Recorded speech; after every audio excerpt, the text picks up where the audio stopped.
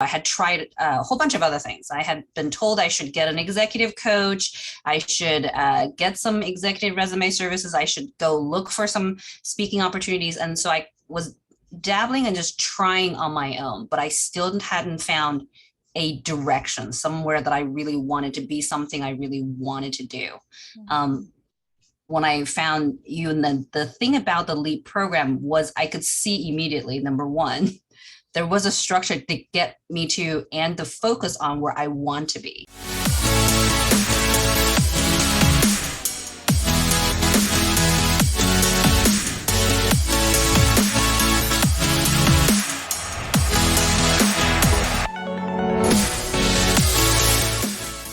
From when I started to take action to when I actually landed the role, to my great surprise, it was about 3 to 4 months. I probably started thinking about it earlier, probably another 3 months before that. Right. And so you joined us around September. And first of all, tell us, how does it feel? Like, how does it feel now? Like, you're in a new role, you're like in this fire hose of information. You have such a big executive level role. So walk us through this a little bit. So it's still a little surreal at times. It's like, when you have that big goal and you worked for it, you planned for it, and suddenly you're there before you expect it. You kind of are like, wait, now what? So I am like a month in, but 2 of those weeks are holidays. So my days are still half and half between just kind of moving through the storm of information and making sense of the new role versus like, oh my God, I'm here. All of my plans from before, I'm here. Now what? What's next? So yes. And you've arrived. Like, you don't need to prove yourself, and you've arrived and you deserve this. And they're lucky to have you. And we talked about it, right? So walk us through a little bit this journey. So, first of all, what made you join us? And what are some of the things that helped you along the journey, Ewing?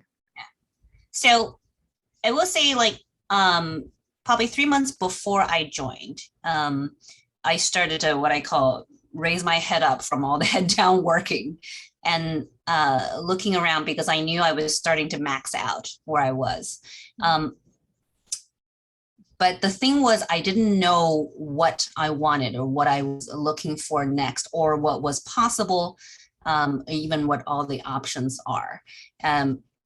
As I told you, I think when I first met you, I had tried a whole bunch of other things. I had been told I should get an executive coach. I should get some executive resume services. I should go look for some speaking opportunities. And so I was dabbling and just trying on my own, but I still hadn't found a direction, somewhere that I really wanted to be, something I really wanted to do. When I found you, and then the thing about the LEAP program was I could see immediately, number one, there was a structure to get me to and the focus on where I want to be, and not just, tell us about your accomplishments and we'll make it look nicer. Yeah. Right. So that was very specifically what I was looking for. I asked for coaching before. I never quite got that. And I could see it from the program, how it's structured, and with, accountability partners, people you talk to, because you need to be socially accountable before you kind of move through it. So I knew this was kind of the entire structure I was looking for to get that clarity around what I wanted. I always know how to get what I want after I know what I want. Right. I think most of us arrive that way with that competency. Yeah. Right. And this is what I want to say, though, about you, Ewing, because just like in life, everywhere you go, you do it at the A++ player level. Seriously.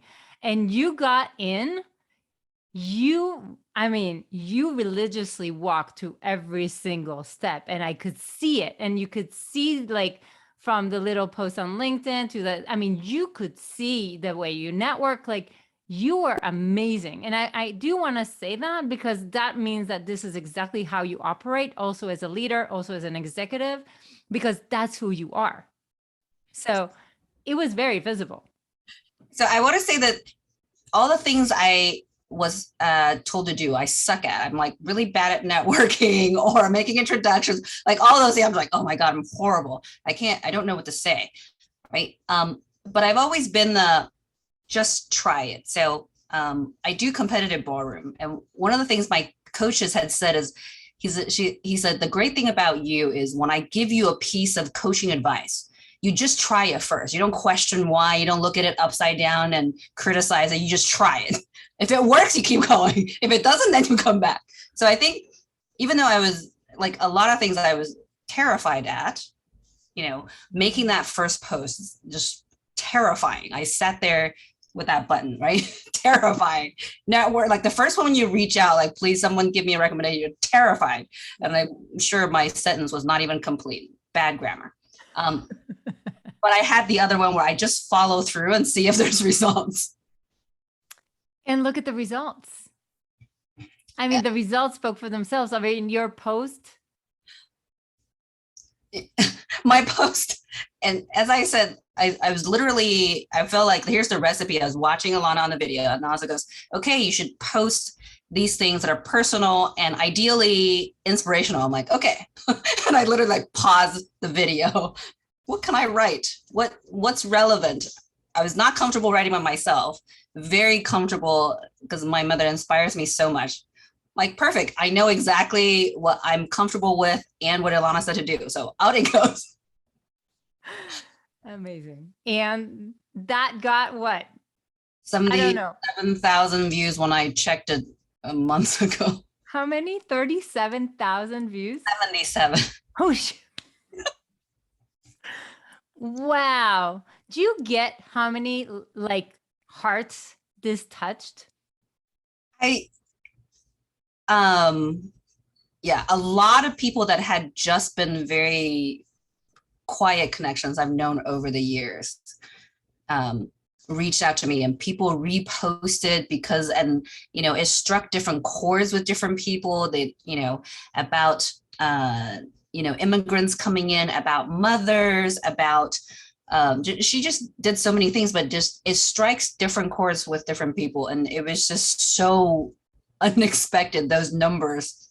Amazing. That's incredible. And I just want you to feel what that power is, like our ability to impact, to influence, to touch people's hearts. And you did it. And on top of that, you stay in the back of minds of people, and people are seeing you in suddenly like a slightly different way, right?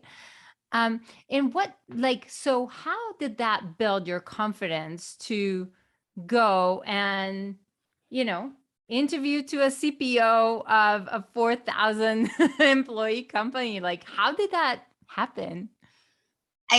So two things. I think knowing what you want and what you care about makes the nervousness go away. So I was interviewing positions I was interested in industries where I cared about making an impact. I had a point of view going in. Right. So that made all the other things go away. I have not worked in higher ed. This is not an industry I have any experience in, but I care a lot about education. I love AI and data. So I brought those things with me, and they are looking for a very specific point of view, regardless of your background. So that kind of made that nervousness of, oh, I never actually worked in specific industry, just go away. Because I had something to say. I had something I wanted to try with them. Right. And I want to tap into that because a lot of people are looking to see if they check all the boxes of, the industry, the skills, all of that. And the truth is, especially in these roles of executives, right, it's more about your confidence and everybody else confident that you're going to be great at what you do. Right. It's more about the confidence in execution, the confidence that you can do that you have a really, significant point of view. So, and you are able to create that without wobbly, right? That, oh my goodness, I haven't done that. What are some of the tools that you felt helped you for that?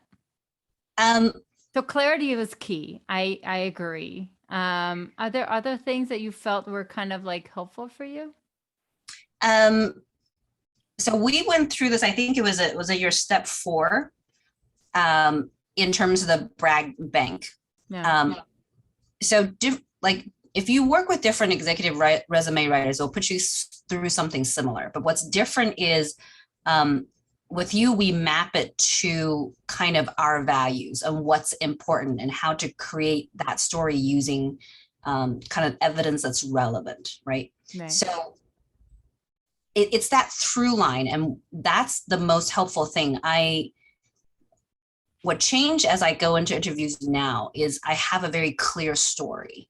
It's not just here's a list of things I've done, but here's who I am, what I care about, and here's all the experience I have that can benefit you, right? So it's a different story if then I just say, okay, I've managed large teams, I've done products for international markets versus not. It's kind of like, okay, it's not very interesting, but when it becomes focused on, for me, it's very much education. And I believe education is fundamentally going to change. Right. What direction? I have a personal point of view based on the following experience. I think it has to shift to hybrid. I think in-person has to remain and degree programs have to change.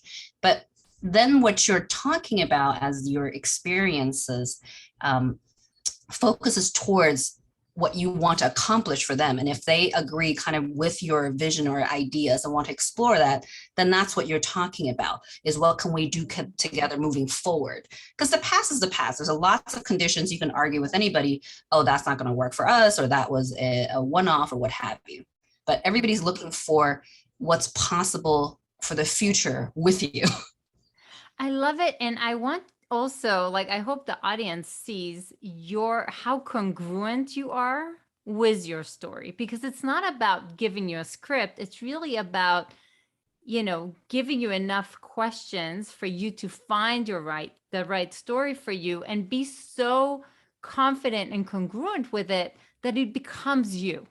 Right. And I feel like that's the big thing, because now when you talk about it from passion. You're not talking about because you're trying to sell anything, and you're not trying to pass an interview. You're talking about it because it's important for you, and people will see it. So there's no wobble. Yeah. Ewing knows exactly where she's going, and either you want to be on her side or you don't. Right. So my hiring manager actually said that during my interview when we were talking about something, because women's leadership development was another one I focused in on. He was like, no, I get it. He said, you're either, you're forced to be reckoned with. I'm either with you or I need to get out of your way. He's like, I'm fine with that. And he actually said so. I was like, I just want you to know this is important to me, support me. And I was like, wait, is there an option for if he doesn't? I kind of paused, and he was like, nope, I understand.